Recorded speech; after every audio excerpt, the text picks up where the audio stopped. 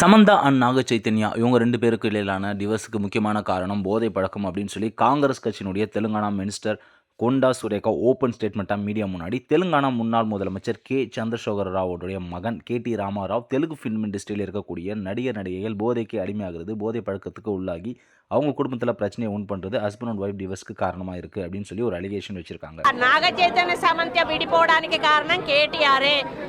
ஜென்ரலாக சொல்லிட்டு போகிறது மட்டும் இல்லாமல் நாக சைத்தன்யா சமந்தா இவங்களோட டிவோர்ஸ்க்கும் இதுதான் காரணம். அது மட்டும் இல்லாமல் நிறைய நடிகைகள் ரொம்பவே சீக்கிரமாக திருமணம் செஞ்சுக்கிட்டு போயிட்டாங்க இண்டஸ்ட்ரியை விட்டு. அதுக்கு காரணம் இவருடைய டார்ச்சர், இவர் கொடுக்கக்கூடிய டார்ச்சர் அப்படின்னு சொல்லி தான் ஒரு ஸ்டேட்மெண்ட் விட்டுருக்காங்க. ஓப்பனாக மீடியா முன்னாடி பேசியிருக்காங்க.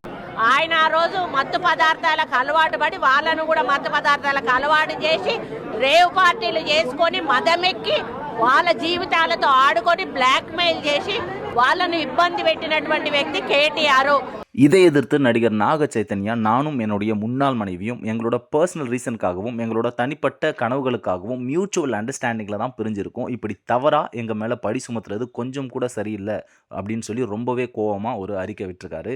கொண்டா சுரேகா அவங்களுக்கு எதிராக தெலுங்கு ஃபில்ம் இண்டஸ்ட்ரியோட top leading actor junior NTR ரொம்பவே காட்டமாக ஒரு ட்வீட் போட்டிருக்காரு. ஒரு ரெஸ்பான்சிபிள் பொசிஷனில் இருக்க நீங்கள் அடுத்தவங்களோட ப்ரைவசிக்கு ரெஸ்பெக்ட் கொடுத்து ஒரு கண்ணியத்தோடு நடந்துக்கோங்கன்னு சொன்னதோடு மட்டும் இல்லாமல் எங்களை பற்றி இப்படி தேவையில்லாமல் தவறான அலிகேஷன் வச்சிங்கன்னா நாங்கள் அப்படியே சும்மா உட்காந்துட்டு இருக்க மாட்டோம். நம்மளோட ஜனநாயக இந்தியாவில் இந்த மாதிரியான பொறுப்பற்ற நடத்தையை நம்மளோட சமூகம் நார்மலைஸ் ஆக்காது அப்படின்னு நம்புகிறேன் அப்படின்னு சொல்லி ஒரு ட்வீட் போட்டிருக்காரு. அந்த ட்வீட்டில் ஃபில்ம் இண்டஸ்ட்ரி வில் நாட் டாலரேட்னு ஒரு டேகும் போட்டிருக்காரு ஜூனியர் என்டிஆர் அவர்கள்.